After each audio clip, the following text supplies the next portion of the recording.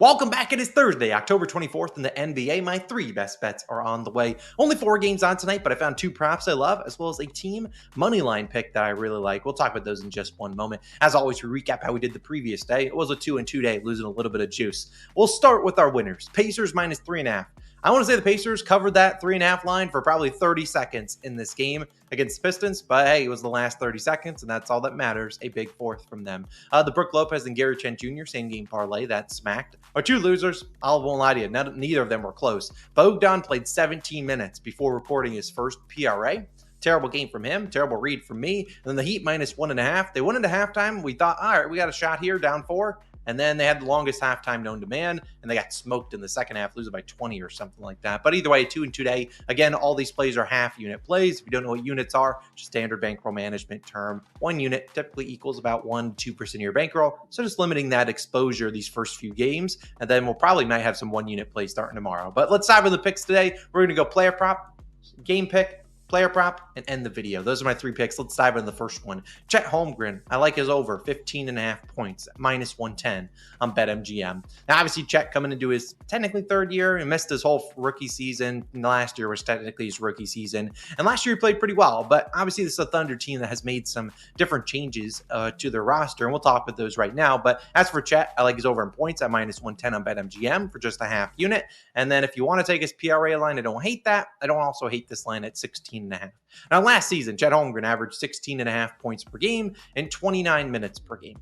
Today, the Thunder will be without Isaiah Hartenstein, who they went out and not acquired, but signed from the Knicks, and Jalen Williams. They're 2 backup centers, so they don't have a lot of size on this team. Now, when those guys are healthy, they'll have enough size, and maybe we'll see Hartenstein starting and whatnot. But either way, I'm not saying that those 2 guys are out, so Chet Holmgren's playing 40 minutes tonight. That's probably not going to happen, but I do think he's got a safe floor at about 30 minutes per game, which is right about what he averaged last season, 29, averaged 16.5 points per game. And I also like this matchup for him a lot. This is a team they're going to need size on, especially with Nikola Jokic on the other side, the 3-time MVP. They're going to need his size out there. If he gets in a foul trouble, they're going to be in a tough spot. And even if he does, they'll still play him. Obviously, if it's like 4 fouls in the first half, they're not playing him. But you get what I mean. They're going to play him and need his size out there. Last season versus Denver, Chet played really well. He scored 19, 17, 24, and 18 points. So went over in all 4 games. What I love to see, 12 or more field goal attempts in all 4 of those games as well. As I said, the Thunder went out and made some acquisitions this offseason, but also lost some guys. Notably, Josh Giddey. He's now a Chicago Bull. He had a decent debut, but they brought in a lot of 3-and-D guys, some more of them. Josh Giddey was a guy that did handle the ball a good amount, but outside of that, the guys they brought in like Alex Caruso, those guys aren't going to have high usage here. They're not going to shoot or have the ball as much as Josh Giddey. I think Chet Holmgren might have a higher floor for points than he might have had last season. And the guy coming into his 2nd year, you expect those guys to take leaps. In the preseason, Chet played pretty well. He scored 43 points in 61 minutes and attempted 30 shots over that time frame. So, he was getting a good amount of shots up, which is what you love to see. I don't want Chet running cardio out there like Bogdan was, but most teams, we know how they're going to attack the Nuggets. Typically going to be trying to attack Nikola Jokic. It's kind of a twofold attack. Number one, you can tire him out so he's not crushing you on the other side of the floor. Number 2, you could maybe get him into foul trouble, which obviously would be ideal. I could see the tiring him out, especially given this is his the first game of the NBA season. Last year, Chet, when he attempted 10 or more field goal attempts, which he did in 63 games, he went over this line in 68% of those games, averaging 18.4 points per game. When he attempted 12 or more field goal attempts, 78% hit rate. I just told you, he attempted 12 or more shots in every single game against Denver.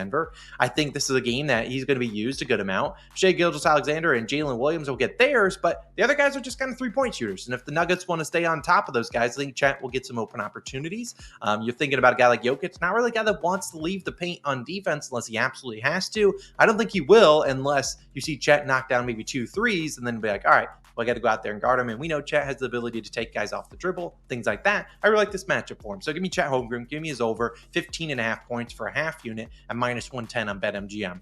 Now I'm going to throw it to Logan. We have a spread pick. Logan's one with the Heat yesterday didn't come through. It is what it is. We move on. This one, I don't have one officially today. I'm going to let Logan take things over, but I really do like this pick. I'll add a couple notes onto his analysis afterwards. But Logan, I need your favorite pick of the day. What you got? So for my favorite game pick of the day, I'm rolling with the Timberwolves on the money line. You see me wearing the shirt jersey. This is an old Kevin Love throwback, so we're channeling our older Timberwolves vibes. But I really do like the Timberwolves to get the outright win on the road against the Kings. If you look at last season, because we don't have a whole lot of stats, to pull yet from this season. Last season, the Timberwolves did win 1 of 3 matchups versus the Kings. Their one win was in Sacramento, which is what we need today. The Wolves, we know they lost their season opener to the Lakers. Obviously, the Wolves didn't make their shots down the stretch. Can they do it today? I think they can. They didn't shoot well from 3 at all in that game. 13 for 41, 31%. That's not going to cut it a lot of nights. I see the extra game sort of as an advantage for Minnesota to be able to build that chemistry and tune the shooting. We know, obviously, the Kings are coming into this game. No sample size. At least the Timberwolves had a game to kind of play as a unit and finally tune that. Sacramento also is going to have to integrate DeMar DeRozan. How many games does that take to gel? He's a big offensive piece. How are they going to distribute that shot selection for DeMar and Fox and sort of it's Sabonis? That's a lot of question marks. Minnesota, obviously, we saw them got to play together as a unit, and I like Minnesota's bench more than I like Sacramento. I mean, Minnesota's bench guys like DiVincenzo, Alexander Walker, Naz Reid. I like those guys. If you're looking at Sacramento's bench, you're going to rely on Malik Monk, Keon Ellis, Trey Lyles. I just think Minnesota's the deeper team. I also think they're the better defensive team. I think that's kind of what's going to help them down the stretch in this game and get the outright win. They bounce back and start the season 1-1, send the Kings to 0-1 on this short season. But I do like the Timberwolves as my best bet of the day. Hopefully Minnesota treats us right.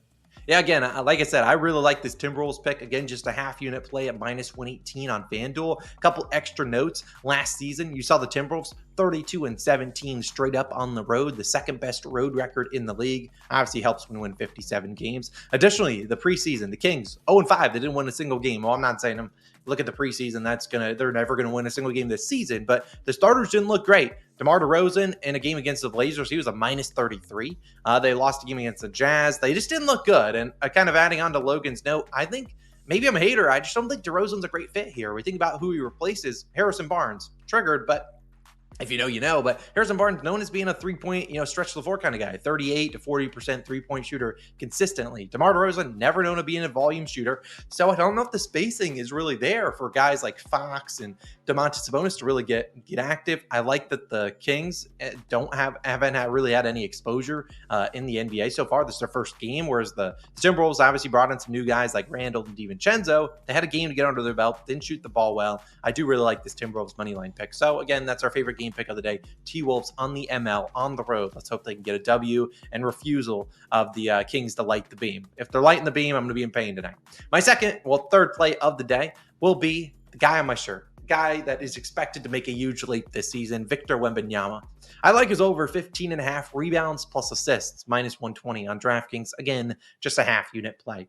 There's going to be people in the comments that ask me, what do you like more, rebounds or assists? Hard for me to say which one I like more because I like them both, which is why I'm combining them. If I had to take one, maybe I lean rebounds, but there's a realistic possibility that Victor could go out there and get 10 rebounds and 6 assists tonight. That wouldn't shock anyone. So I don't love individually. I rather combine them here. I think he has the potential to, kind of flirt with a lot of triple doubles this season. I'll talk about why, especially in this matchup though. And I think Victor could easily crush this line. Now, I like Wembanyama. Obviously, he's one of my favorite players to watch. Got to see his NBA debut last year around this exact time. And he's a legend. And while some people could lean toward his PRAs, I don't love this matchup for him scoring the basketball. I'll talk about why in a second. In Victor's last 30 games of the season last year, he averaged 11.3 rebounds per game and about 5 assists per game, about 16.3 rebounds plus assists. He was over this line in 18 of 30 games, and he averaged 31 minutes per game. It's important to put that 31 minutes per game because, sure, if I'm looking at the last 30 games of the season, those stats might be a little bit different than what we would expect from Wembanyama in his first game of the year. However, he was only averaging 31 minutes a game, and I could realistically see him seeing about 30 to 33 minutes here in this matchup. It's your first game of the season. You're not going to run a guy like Victor into the ground, your future. But this obviously is a year the Spurs expect to be better, and I think they'll be competitive tonight and this whole season. Now, the Spurs obviously made a big acquisition, big in quotation marks. CP3 is now their point guard. I like CP3. I think he's going to obviously help Wembanyama, but I don't know if this is a great matchup for him to help Wemby. What I love about CP3 is he's not an idiot like I feel like half the other Spurs are. He will get the ball to Wembanyama as much as he can, and he'll get it to him in advantageous spots. Now, that's great for us because if he's getting him into advantageous spots, sure, Wemby could score, but at the same time, he could facilitate and get it to his teammates, which we saw him do a lot of at the end of last season. And I think they're going to use him as an offensive hub, similar to how teams might use Jokic or Alperen Şengün, kind of get the ball to them at the top of the key. You got to respect that shot. And I think he could facilitate for his teammates. We think about the starting lineup that'll be surrounding Victor. Obviously, CP3. Julian Champagnie. He's a guy that shoots threes. Harrison Barnes, another good three-point shooter. Jeremy Sohan, not my favorite guy to surround him with. But either way, Jeremy Sohan can get down low and maybe post up some guys and score down there.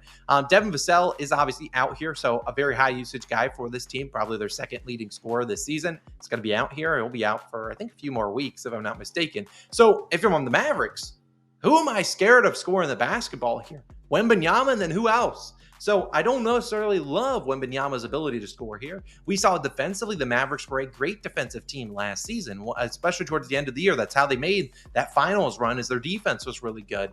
So I wouldn't be shocked if we see some double teams sent to Wemby. If he gets the ball at the free throw line, might see a bunch of bodies come his way, and he can kick it out to guys like Julian Champagnie, guys like Harrison Barnes to knock down those shots, and the guys off the bench to make those shots as well. And we saw last year, he did pretty well against the Mavericks towards the end of the year once he was kind of that starting center, which is why I kind of focused on those last 30 games or so. But as I said, in the preseason, Wemby's been pretty good. He played 23 minutes versus Orlando, had 9 rebounds, 4 assists, and played 17 minutes versus Miami, 7 and 3. If you were to just look at that average, about 0.58 rebounds plus assists per minute, if you maintain that average for 30 minutes, we're looking at about 17.25 rebounds plus assists. I think he's going to get the ball a lot. I think about who he guards defensively, Daniel Gafford and Derek Lively. Neither of those guys really shoot threes. They're just kind of lob threats. Derek Lively, I know he worked on his three-pointer this offseason, but is he going to shoot 5 of them tonight? Probably not. If he makes 1 or 2, maybe Wemby goes out and guards it, but it's not like he's afraid of Derek Lively putting the ball on the ground and crossing him over. So at the end of the day, I think Wemby will be down there to grab rebounds. The other guys on their team, I'm not really scared of them stealing a bunch of rebounds. I mean, Jeremy Sohan may be the only guy, but Barnes, CP3, Julian Champagnie, not all guys that are good rebounders. So Wemby, we know he can hit this over just rebounds alone. But I also really like the matchup for him to get some assists. I think in general this season, he'll average over 5 assists per game. But I also think this is a good spot where he might see some double teams when he gets in the paint, kicks it out to some shooters. Let's just hope they knock down some shots for us. So again, Victor Wembanyama, give me his over 15.5 rebounds plus assists. The same line as Chet Holmgren, but he's for points. And then T-Wolves on the money line. Those are our 3 picks of the day, all for 0.5 units. Let's have a good day. Let's go 3-0. And let's hopefully kickstart some momentum going into Friday's big slate of action where we might see some 1-unit plays there. My name's Austin. I'm signing out. If you want to check out my favorite picks for Thursday Night Football, I'll link it here. We'll also have day 1 of the ladder challenge posted. Probably will be just NFL somewhere over here. Have a good day. I'll see you guys in the next one. Peace.